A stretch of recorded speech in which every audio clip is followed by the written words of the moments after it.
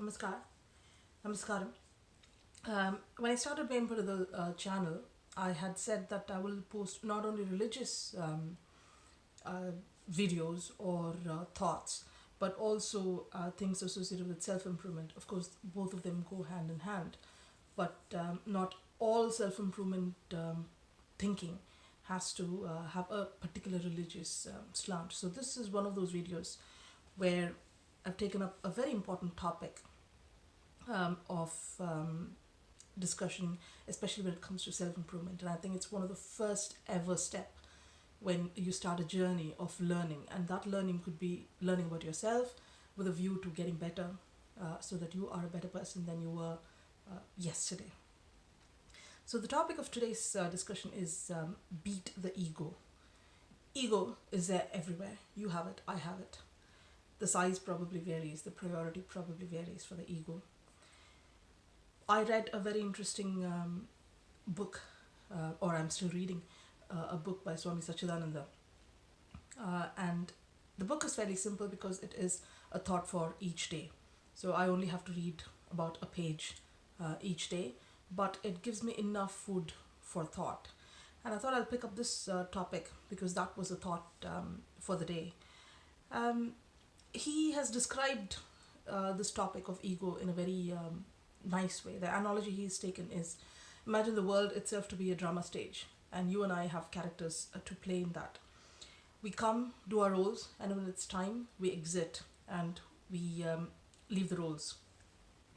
But if you think of like a movie where the hero and heroine pretty much have screen time all through the movie, we are not like them. We don't last there forever. We are not in the drama forever. And it doesn't revolve around us. And that's quite an important thinking, because he then goes on to say that we are more like the extras that come in movies.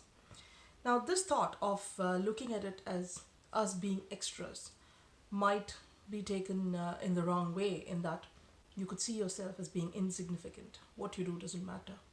That's not true either.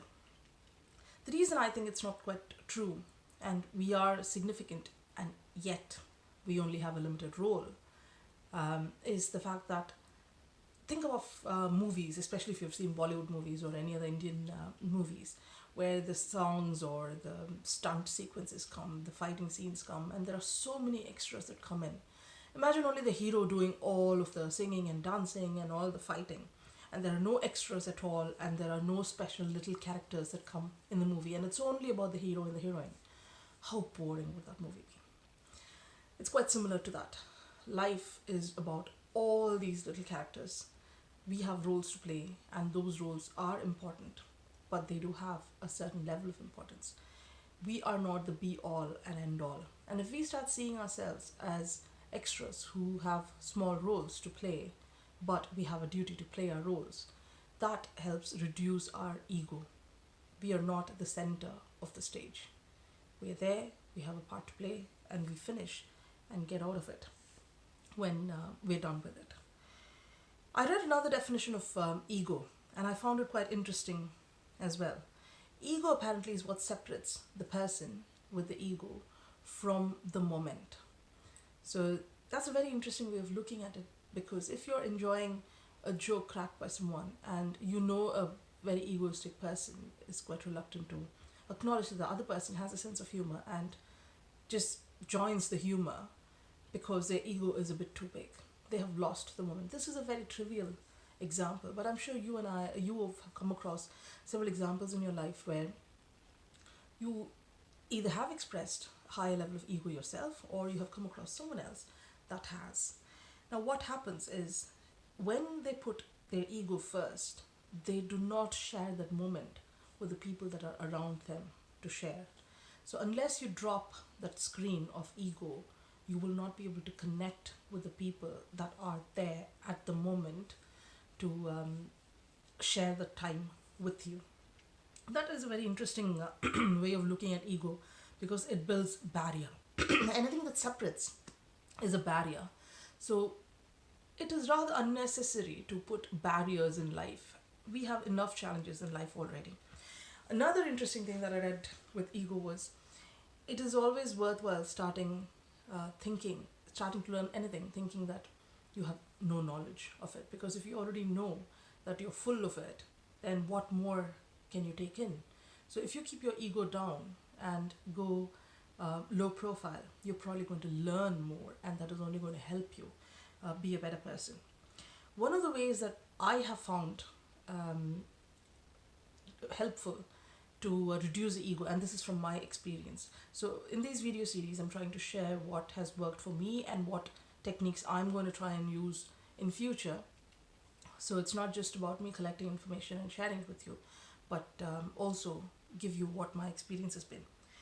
For me, one thing that has helped me reduce my own ego has been to focus on a different emotion, different thought or emotion, whichever way you want to put it: gratitude. So, to diminish my ego, I decided that I need to increase my feeling of gratitude. Pride should be conquered by gratitude. So, there were a couple of instances, at least a couple of instances, where I have had real close touch and go situations where if things had been left a little longer, I may not be here to tell you the story.